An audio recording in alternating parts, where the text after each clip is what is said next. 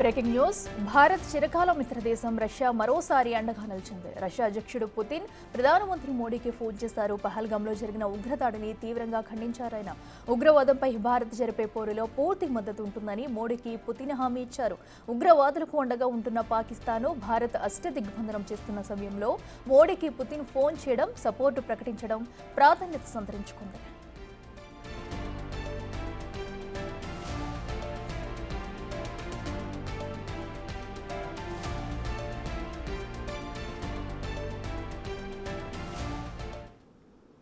రెటిక పహల్గాం దాడి తర్వాత భారత్కు అన్ని దేశాల మద్దతు అయితే పెరుగుతుంది. ఏదైతే ఉగ్ర దాడి జరిగిందో ఆ దాడిని కూడా రష్యా అధ్యక్షుడు పుతిన్ అయితే ఖండించారు. ఈ నేపథ్యంలో ప్రధాని మోడీకి కాల్ చేసి ఈ ఘటనపై సంఘీభావం వ్యక్తం చేస్తూ కూడా ఇటు పాకిస్తాన్పై జరిగే దాడికి ఇటు భారత్కి అయితే పూర్తి మద్దతు తెలిపారు పుతిన్. అయితే ఎప్పటి నుంచి కూడా అటు రష్యాకి ఇటు భారత్కి సత్సంబాలు కొనసాగుతూ వస్తున్నాయి. అయితే ఈ నేపథ్యంలో భారత్పై జరిగిన ఉగ్రదాడి నేపథ్యంలో పుతిన్ అయితే దాన్ని ఖండిస్తున్నామంటూ కూడా పూర్తి మద్దతు ప్రకటిస్తాం, అటు పాకిస్తాన్కి అష్టదిగ్బంధన చేస్తున్న నేపథ్యంలో కూడా దీన్ని సంపూర్ణంగా కూడా మద్దతు తెలుపుతామంటూ పుతిన్ అన్నారు.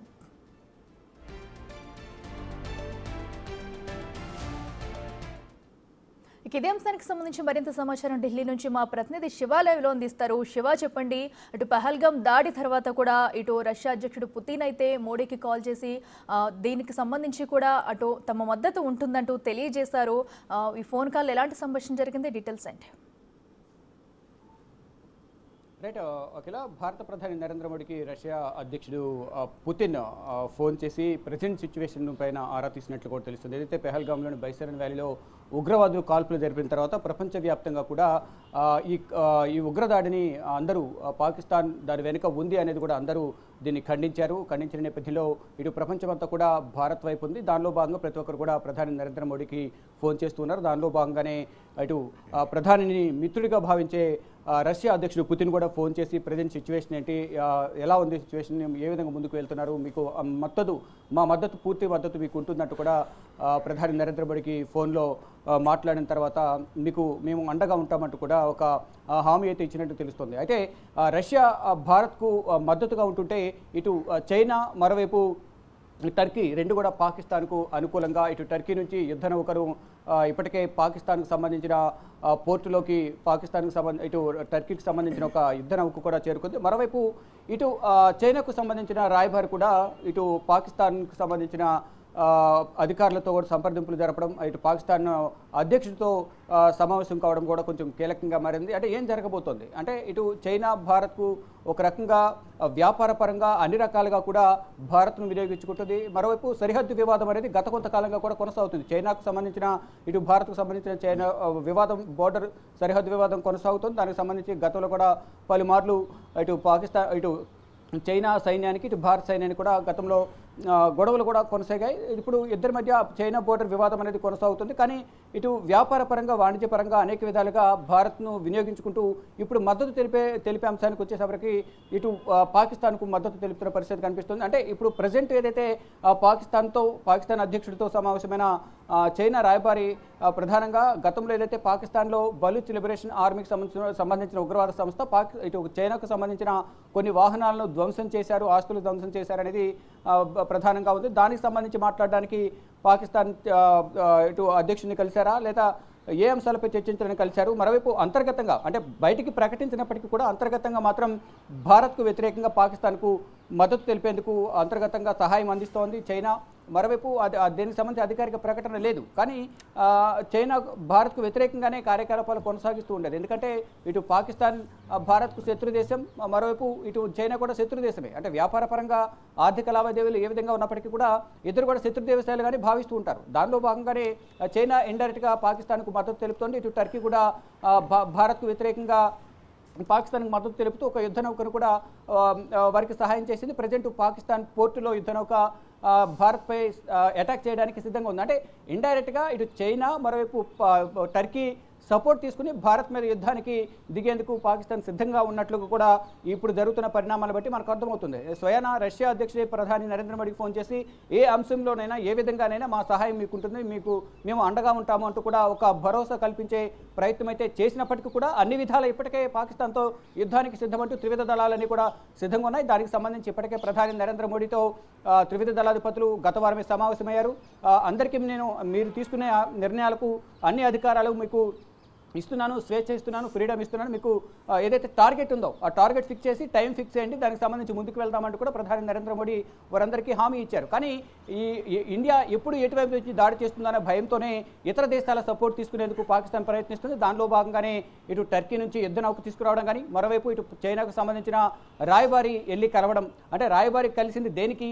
బలూచ్ లిబరేషన్ ఆర్మీ తమ వాహనాలపై దాడి చేసిన నేపథ్యం వెళ్ళి కలిసారా, లేదా పాకిస్తాన్కు సంబంధించి మద్దతు తెలిపేందుకు కలిసారా అనేది కూడా తెలియాల్సింది. దీనికి సంబంధించి మాత్రం అధికారిక ప్రకటన రావాల్సింది. కానీ ప్రపంచ దేశాలన్నీ కూడా పాకిస్తాన్ ఉగ్రదాడిని ఖండిస్తూనే ఇటు రష్యా అధ్యక్షుడు పుతిన్ మాత్రం ప్రధాని నరేంద్ర మోడీకి ఫోన్ చేసి అన్ని విధాల సహాయ సహకారాలు అందిస్తాం, మీకు మేము అండగా ఉంటామంటూ కూడా ఆయన తెలియజేశారు. ఇది ఉగ్రవాద దాడిని మాత్రం నేను ఖండిస్తున్నానంటూ కూడా ప్రధాని నరేంద్ర మోడీకి ఫోన్ చేసి పుతిన్ ఆయనకు మద్దతు తెలిపిన పరిస్థితి కనిపిస్తోంది. కానీ ఇప్పుడు ఇటు శత్రు దేశాలు ఏవైతే ఉన్నాయో బోర్డర్లో భారత్తో ఇద్దరు కూడా కయానికి కాలు దూతున్న రెండు దేశాలు కూడా ఇటు పాకిస్తాన్ మరోవైపు చైనా రెండు కూడా ఇప్పుడు భారత్కు వ్యతిరేకంగా పాకిస్తాన్కు అండగా ఉంటున్నాయి. ఇటు టర్కీ కానీ ఇటు పాకిస్తాన్ అలా చైనా మూడు దేశాలు కలిసిపోయినట్లుగానే ప్రధానంగా అర్థమవుతుంది. కానీ ఎన్ని దేశాలు కలిసి వచ్చినా కానీ భారత్ను అడ్డుకునే అవకాశం లేదు. భారత్ దగ్గర అన్ని రకాల సైనిక బలం ఉంది, యుద్ధ నౌకలు ఉన్నాయి, రఫేల్ జెట్స్ ఉన్నాయి. ఇవన్నీ కూడా ఉన్న నేపథ్యంలోనే ఇతర దేశాల సపోర్ట్ను పాకిస్తాన్ కోరుకుంటుంది. దానిలో భాగంగానే ఇప్పుడు మిత్రదేశం నుంచి ఏదైతే ఆఫ్ఘనిస్తాన్ ఉంది, మిత్రదేశం అనేది దూరం అవుతోంది, భారత్కు దగ్గర అవుతున్న పరిస్థితి కనిపిస్తుంది.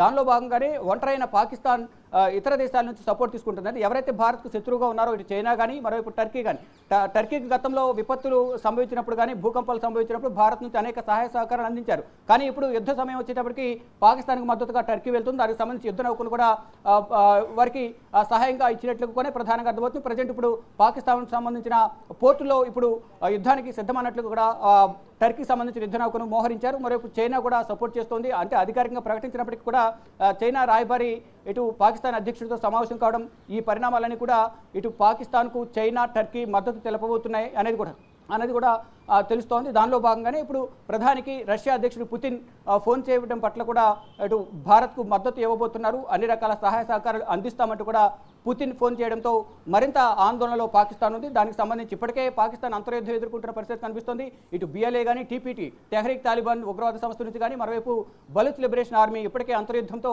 పాకిస్తాన్ ఉక్కిరిబిక్కిరవుతున్న పరిస్థితి కనిపిస్తుంది. దానికి సంబంధించి ప్రధానంగా ఇతర దేశాల మద్దతు, ఇటు మిత్రదేశమైన ఆఫ్ఘనిస్తాన్ దూరమైంది, తాలిబాన్ మంత్రి ఇటు భారత్ సంబంధించిన అధికారులతో సమావేశం కావడం, భారత్తో స్నేహం కోరుకోవడం, మరోవైపు ఇటు ఆర్మీ కూడా సరైన విధంలో లేకపోవడంతో ఇటు ఇప్పుడు ప్రజెంట్ ఎవరైతే ప్రధాని ఉన్నారు షహబాజ్ షరీఫ్ అతనికి ఆర్మీ కూడా సరిగా సహకరించడం లేదు. ఈ నేపథ్యంలోనే తన సోదరుడు మాజీ ప్రధాని నవాజ్ షరీఫ్ను కలిసి ఒకవేళ యుద్ధం ప్రకటిస్తే ఏ విధంగా ముందుకు వెళ్ళాలి, ఎలా ఎదుర్కోవాలి అనేది ప్రధానంగా నవాజ్ షరీఫ్ను కలిసి షహబాజ్ షరీఫ్ కోరినట్టుగా తెలుస్తుంది. ఈ నేపథ్యంలోనే వారిద్దరి సలహాల మేరకు ఇటు చైనాతోనూ ఇటు టర్కీతోనూ సంబంధాలు కొనసాగిస్తూ భారత్ను ఎదుర్కోవాలనే ఉద్దేశంలోనే పాకిస్తాన్ ఉన్నట్లుగా తెలుస్తుంది. దానిలో భాగంగానే ఇటు ప్రపంచ దేశాలన్నీ కూడా పాకిస్తాన్ను ఒక దోషిగా భారత్ నిలబెట్టిన నేపథ్యంలో ప్రపంచ దేశాల ముందు ఇప్పుడు ఎవరు కూడా సహాయం చేసే అవకాశం లేదు. ఎందుకని భారత్కు శత్రు దేశం ఒకటి పాకిస్తాన్, మరోవైపు చైనా రెండు శత్రు దేశాలు కాబట్టి మరోవైపు టర్కీ కూడా ఇటు మద్దతు కూడగడుతూ యుద్ధ నౌకను సహాయం చేసింది. ఇప్పుడు పాకిస్తాన్ పోర్టులో యుద్ధ నౌక సిద్ధంగా ఉంది. మరోవైపు చైనా కూడా అంతర్గతంగా సహాయం చేస్తున్న పరిస్థితి నెలకొంది. కానీ వీటన్నిటికీ మధ్యలో రష్యా అధ్యక్షుడు ఫోన్ చేసి మద్దతు తెలపడం అనేది కొసమెరుపుగా ఉంది. కానీ ఎట్టి పరిస్థితుల్లోనూ యుద్ధం వస్తే మాత్రం త్రివిధ దళాలు అటాక్ చేయడానికి పాకిస్తాన్ పైన సిద్ధంగా ఉన్నాయి. దానిలో భాగంగానే ఏం చేయాలో పాలుపోని స్థితిలో పాకిస్తాన్ ఇతర దేశాల మద్దతు కూడగట్టే ప్రయత్నం అయితే చేస్తుందని చెప్పాలి. అఖిల.